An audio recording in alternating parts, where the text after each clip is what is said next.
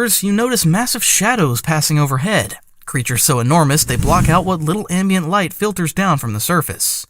Near the surface, exhausted and still hungry, you pause to rest. That's when something bizarre happens. Your body starts to glow with an eerie greenish light. Panic sets in as you light up like an underwater Christmas decoration. You're basically a neon eat me sign in the darkness. You dash for cover, certain you've just activated some evolutionary self-destruct sequence. But as you hide, you notice something odd. The glow isn't uniform. There's a dark patch on your underside near your throat that remains completely black against your glowing body. Even stranger, a curious small fish is approaching, seemingly drawn to this dark spot like a moth to anti-flame. You remain perfectly still, your tiny heart racing as the fish gets closer, investigating that mysterious dark patch. The moment it's within range, bam, your circular jaws latch on with surprising force, and with a quick twist, you've carved out a perfect plug of flesh. The injured fish darts away, leaving you with your first meal. That's when you understand. The glow isn't a defect, it's a sophisticated hunting tool. Your bioluminescent body blends with the faint light filtering down from above, creating counter-illumination camouflage that makes you nearly invisible from below. Except for that strategic dark patch, which mimics a small fish to potential prey. You're basically a deep-sea anglerfish in reverse, luring prey not with a light, but with a shadow. You pull out your checklist, check off both items on your list. Food, acquired. Understanding your bizarre body, making progress. Several months have passed since your first successful hunt, and you've grown from a tiny 5-inch baby shark to a slightly less tiny 8-inch juvenile. Your circular jaws have strengthened, and now that you're a little grown up, it's time for some more exciting challenges. You pull out your checklist, flipping through the pages. Small prey hunting and bioluminescence control, already mastered. If you flip through page enough, there's a new task awaiting. Attack something ridiculously larger than yourself. Next to it is another objective that appears to be something even bigger, though the details are fuzzy.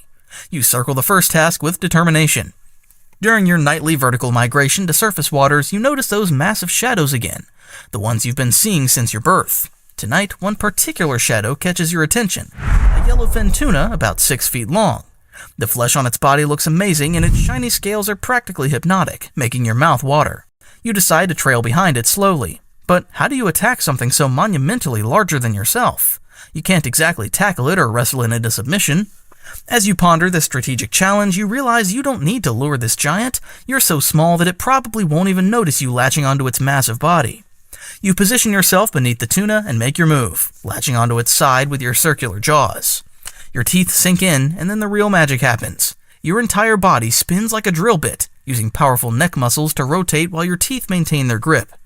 The sensation is incredible, like nothing you've experienced before. Within seconds, you've carved out a perfect circular plug of tuna flesh about the size of a golf ball. You detach and dart away quickly as the massive fish thrashes in surprise, but it doesn't pursue you. You're too fast, and to be honest, it probably barely registered your attack as more than a pinprick. You savor your prize, so much more substantial than the tiny fish you've been surviving on. The nutritional payload is enormous compared to your usual fare. You check off the attack something ridiculously larger task with pride, but this tuna, as massive as it seemed to you, is just the beginning. Those other shadows you've seen, the truly colossal ones, they're next on your list. As you're swimming back to deeper waters, drunk on success and a belly full of premium tuna, you fail to notice the barracuda following you. It's been tracking the blood trail from your meal, and you're now on its menu. The predator lunges without warning, its needle-like teeth missing you by inches.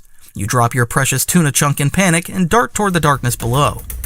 The barracuda is faster, cutting you off before you can reach the safety of the deep. In a desperate move, you activate your bioluminescence to full brightness, an underwater flash grenade. The sudden light confuses your pursuer for long enough for you to slip away into a narrow crevice in the reef below.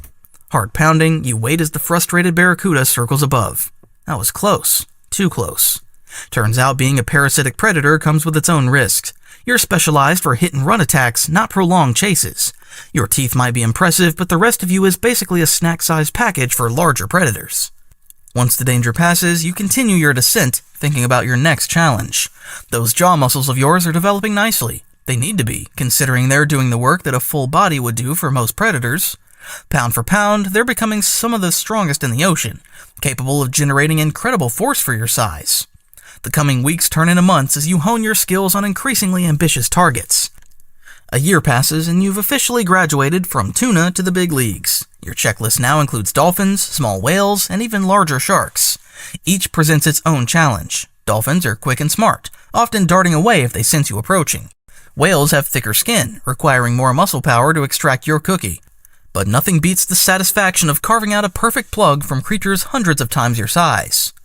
2 years into your life, you're now a foot long and have become an expert in the hit-and-run technique. You attack, spin, extract, and vanish before your massive victims even realize what happened. Most don't even bother to chase you. The wound you leave, while perfect in its circular precision, is little more than an annoyance to creatures so large. One night during your usual vertical migration, you encounter something strange. A massive metal object making unusual sounds in the water. It's not alive, yet it moves and hums with energy. It's a submarine, though you have no concept for such human inventions. What you do sense are the electrical fields it generates, similar to what living creatures produce, but much stronger. Curiosity gets the better of you, and you approach. The metal skin is unlike anything you've tried to bite before, but your instincts kick in anyway. You latch on, spin, and to your surprise, your teeth actually penetrate the rubber coating on an underwater cable trailing behind it. The engineers on board will later be baffled by the perfect cookie-cutter hole in their equipment. They'll never suspect a shark your size could be responsible. Over the next few years, you develop quite a reputation among the creatures of the deep. Whales bear your circular scars like badges. Submarines return to port with mysterious holes in their sonar equipment. You've even attacked a nuclear submarine, though the incident was classified by the Navy. If they only knew the culprit was a shark smaller than a house cat.